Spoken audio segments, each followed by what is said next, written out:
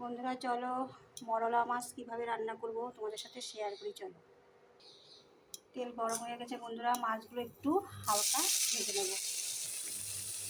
মাছগুলো একটু হালকা ভেজে নেব নুন হলুদ দিয়ে।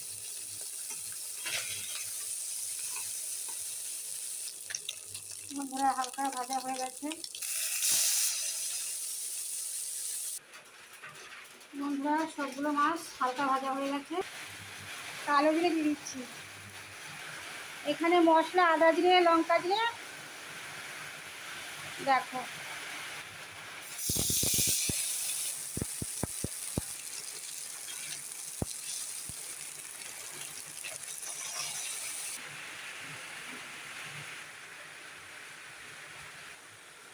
বন্ধুরা মায়া মাছের তরকারি রেডি, নামিয়ে ফেলবো এখন। বন্ধুরা মায়া মাছের তরকারি রেডি। তো যদি ভালো লাগে অবশ্যই লাইক কমেন্ট।